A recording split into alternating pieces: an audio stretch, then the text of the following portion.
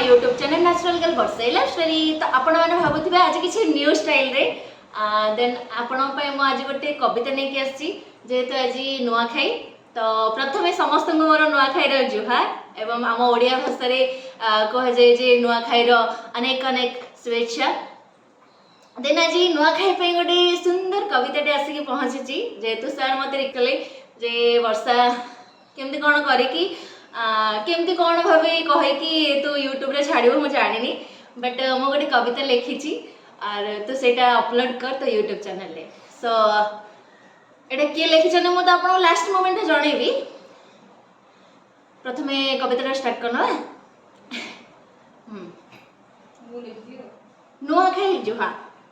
नुआखाई आसी भाद्रवे नुआ आशा नुआ परब होई मने जहाँ अच्छी दुख भाव माँ समलेई को देवा जनाई नुआ फसल रे भोग अर्पिबा शंख हुलहुली बाजा बजाई आस हे संगात आस हे मित कांध को कांध आजी देवा मिलाई भाई भौणी कका खुड़ी हे मित सभी को कहबा नुआखाई बधाई करिबा नाही आमे काहाकू हित बेट घाट करिबा घरे को घर जाई रंगर होली रे गाँ रंजित बाजिब रंगवती आउ ताल खाई सभी नाचिबा आम गाँ दांडे धूली उड़ाई।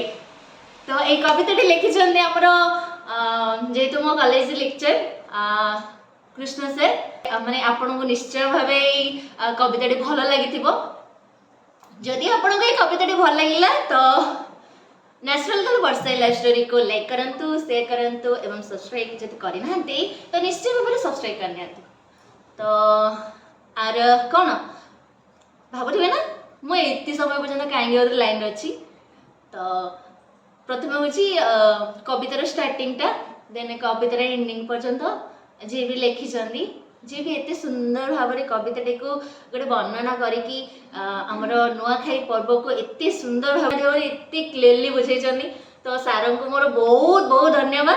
देन आपण मैंने जदि सार को जानी तो निश्चय भाव में कमेंट करेंगे।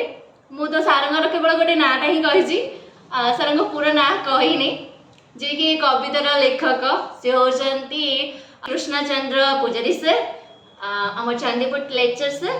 देन मु वर्तमान कौटी अच्छी कौन अच्छी तो आग को निश्चय भाव में जानीपारे मुझे किसी कहबी आपण मानक जदि आग को किसी जानापी चाहते वर्षार ही नेचुरल लुक को देन वर्षार फेस को जब फॉलो करना फेसबुक जाए फॉलो कर दिंतु वर्षाराणी इंस्टाग्राम जाए फॉलो कर नियंतु वर्षाराणी 0648 को।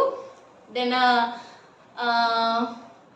गोटे तो मुझे कहबी निश्चय भाव में कहबी आपण मानक मु कौटी अच्छी कौन करुच्ची कौन मोर रोल रही एवं ये मु कौन करा कौन एक्चुअली आपण मैंने तो मो ऑफिस देखी बट ये ऑफिस देखी ना आगू निश्चय भाव में देखिए।